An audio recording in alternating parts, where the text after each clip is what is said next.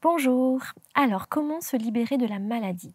Alors, attention, cette vidéo ne vous dispense pas du tout d'un traitement médical, d'accord? Je vais simplement expliquer ce qu'est pour moi la maladie et comment s'en libérer facilement. Mais bien sûr, si vous suivez un traitement médical, vous restez avec votre traitement, vous allez en parler à votre médecin et vous voyez ce qu'il a à vous dire, d'accord? C'est très important. Alors, déjà, pour bien comprendre comment se libérer de la maladie, il faut comprendre comment se fabrique le symptôme. Le symptôme se fabrique déjà dans le corps énergétique avant d'aller dans le corps physique. Pourquoi? Parce que le symptôme, il vient d'un état émotionnel. Il vient d'un choc ou d'un traumatisme, ou bien de quelque chose qui a été vécu, qui n'a pas pu s'exprimer, qui n'a pas pu se libérer sur le moment grâce à l'émotion. Et donc, qu'est-ce que fait notre être? Eh bien, pour apprendre en fait de ce qui s'est passé, il va imprimer le schéma. Il va imprimer le schéma dans notre corps. Il va garder l'émotion bloquée dans notre corps. Et notre inconscient, pour pouvoir apprendre, c'est-à-dire libérer ce trauma qui n'a pas été libéré sur le moment, eh bien, il va nous faire répéter, il va nous amener à vivre à répétition des événements qui vont plus ou moins être semblables. En tout cas, au niveau de l'émotion, ça va être la même chose. Au niveau des événements, ça va peut-être pas être la même chose.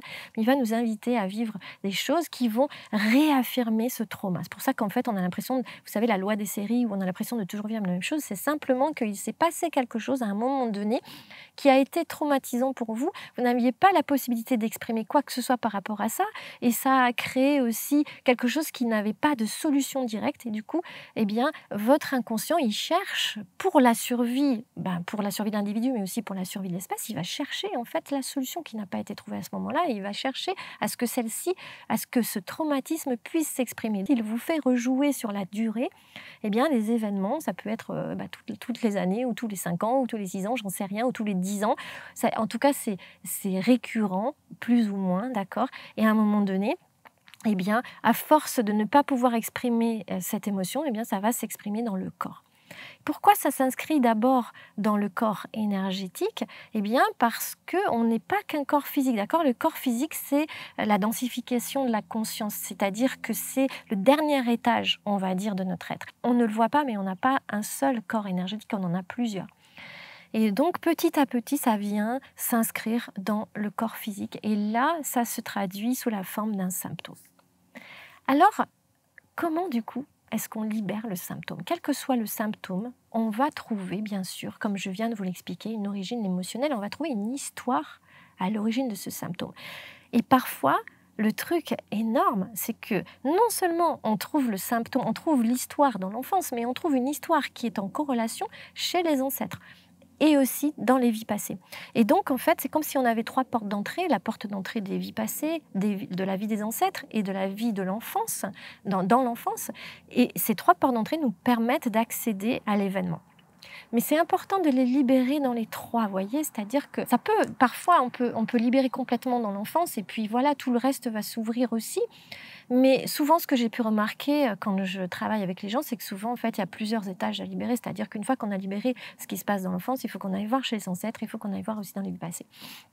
Alors, pas toujours, mais en tout cas, ça arrive assez fréquemment, je dirais dans 80% des cas. Donc, il y a 20% où ça va se résoudre tout de suite en allant trouver l'origine dans l'enfance. Et puis, eh bien, dans 80 autres pourcents des cas, de ce que j'ai remarqué et de mon expérience, il va falloir aller voir aussi, eh bien, un peu plus haut. En tout cas, ça se présente et ça, la personne va nous montrer aussi que, tiens, dans la lignée, c'est arrivé et dans les vies passées également. Comment est-ce qu'on va libérer ça? Eh bien, l'idée, c'est d'aller à la source, à l'origine en fait du trauma.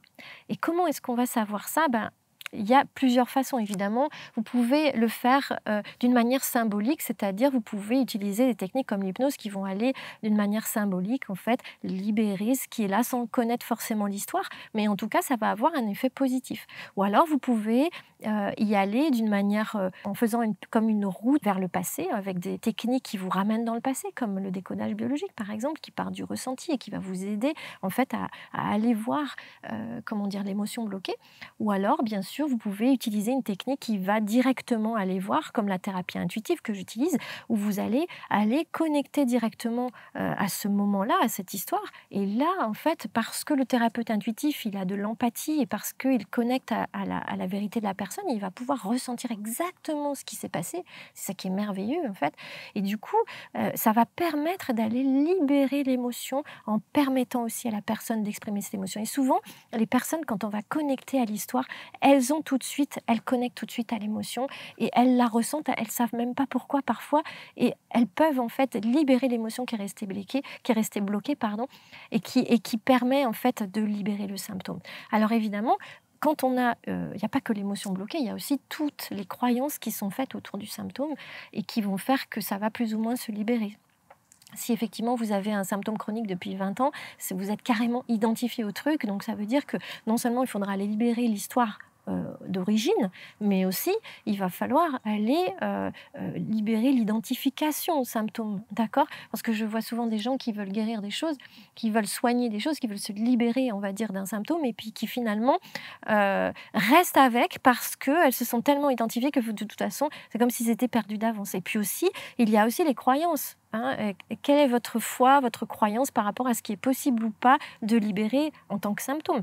Pour moi, en fait, 100% des maladies peuvent être libérées. Alors vous allez me dire, waouh, là là, faut pas dire ce genre de choses et tout. Mais en fait, je le crois pour moi. Après, je ne le propose pas. Je dis simplement que pour moi, en tout cas, c'est 100% des maladies qui peuvent être libérées parce que j'ai cette croyance-là et qu'elle est ferme à l'intérieur de moi, parce que je l'ai vérifié plusieurs fois que ça fonctionne. Maintenant, évidemment, il y a des maladies qui semblent a priori incurables. Ok, il y a des maladies génétiques, ok. Mais en fait, il y a toujours une histoire derrière la maladie, mais toujours à 100%. Et moi, j'ai hâte que la science mette en lumière ça. J'ai hâte qu'on puisse tous avoir la capacité de lire dans les auras de nos voisins et de nos patients, et voilà, et qu'en fait, on ne puisse que voir que c'est une évidence, en fait, qu'il y a des histoires derrière les symptômes. Ça fait déjà nombreuses années que beaucoup de gens le disent, et quand on est clairvoyant, on le voit nettement, et on peut vraiment l'affirmer avec certitude. Après, évidemment, cela ne remet pas en cause la valeur, d'accord, de tout ce que font les médecins et de tout ce que font voilà, la médecine, évidemment. Ça ne remet pas en cause la valeur de tout ça. C'est simplement que si on pouvait tous travailler ensemble, ça serait juste formidable parce que ça permettrait d'avoir beaucoup, beaucoup plus d'impact. Voilà. Alors, si vous êtes dans un cas où vous avez un symptôme quel qu'il soit, en fait, c'est vrai que c'est un cheminement aussi vers vous-même. C'est-à-dire que non seulement vous allez peut-être aller chercher l'histoire qui est derrière, mais qu'est-ce que ça va faire? Ça va vous permettre en fait d'évoluer, de vous éveiller, de comprendre, de vous connaître, et ça va vous aider aussi, comment dire, à changer aussi quelque chose dans votre vie. Et ça sert aussi à ça. Maintenant, personnellement, je trouve qu'il n'y a aucune raison de souffrir, d'accord, pour avoir une belle vie. Je ne suis pas du tout dans cette idée judéo-chrétienne que la souffrance est nécessaire, pas du tout, du tout, du tout. Mais comme elle est là, eh bien, autant en faire quelque chose de positif et se dire, ok, si j'ai cette histoire qui m'arrive, eh bien, c'est pour une bonne raison, je vais aller voir qu'est-ce qui se passe. Pourquoi dans mon corps j'ai ce truc-là? Qu'est-ce qui fait que j'ai ce truc récurrent? Ou bien qu'est-ce qui fait que j'ai ce symptôme qui est très pesant, qui est très lourd? Ok, je me fais aider des médecins, je me fais aider, comment dire, de tout ce qui me porte du bien, c'est-à-dire, voilà, aussi des alternatives qui vont me permettre en fait de me sentir bien. Je continue d'avoir des projets parce que c'est super important, la vie continue. Même si vous avez un symptôme, c'est très important d'avoir toujours des projets, de dire ok, qu'est-ce que je fais demain, qu'est-ce que je fais cet été? Et ensuite, je vais voir avec un thérapeute qui sait m'amener là où je dois aller pour aller libérer l'origine de ce symptôme, et je le regarde se libérer à l'intérieur de moi. Je peux vous dire que j'ai fait l'expérience sur moi de choses assez incroyables. J'ai fait l'expérience aussi avec des patients de choses assez incroyables, que lorsqu'en fait on a la bonne histoire derrière et qu'on connecte à la vérité de la personne, eh bien, comme par magie, eh bien, ce petit nœud se défait et la maladie n'a plus sa raison d'être. Et donc, c'est vraiment formidable. Et je peux vous dire que j'ai des médecins qui ont tenté l'expérience et qui ont vécu aussi des choses comme ça et qui pourraient témoigner à mes côtés que ça fonctionne. Voilà, je sais que ça risque de faire des polémiques et c'est OK pour moi, il n'y a pas de souci, j'assume pleinement ce que je dis parce que c'est mon vécu. Et en même temps, je vous invite de toute façon, si vous avez un symptôme, quel qu'il soit, à garder vraiment la foi que vous pouvez absolument tout guérir, tout soigner à l'intérieur de vous parce que tout ce qui se passe dans votre corps physique a une raison émotionnelle, a une raison énergétique et que vous allez pouvoir trouver, on va dire, le fil conducteur vers ça et vous retrouver et récupérer votre santé. On est fait pour être en bonne santé. On n'est pas du tout fait pour être malade. C'est pas du tout ça la vie. La vie, c'est la santé. Donc en fait, reconnectez-vous à votre pouvoir personnel, à votre pouvoir de guérison, parce que nous avons tous ce pouvoir de guérison en nous. D'accord? Il ne s'agit pas de demander à un thérapeute ou à un médecin de vous guérir. Non, c'est vous qui avez ce pouvoir en vous. D'accord? Donc en fait, le thérapeute, il n'a aucun pouvoir sur vous, le médecin non plus. C'est vous, d'accord, qui avez ce pouvoir. Donc si vous avez la foi dans quelque chose, allez-y, parce que c'est ça qui va vous donner, qui va vous redonner la santé. Voyez? Donc on pourrait aller plus loin aussi, on pourrait aller voir aussi toutes les croyances qui sont autour de la santé, de la maladie, mais vraiment, aller chercher pourquoi il n'y a jamais de hasard. Voyez, la nature, elle est tellement organisée, si vous pouviez voir à quel point elle est organisée.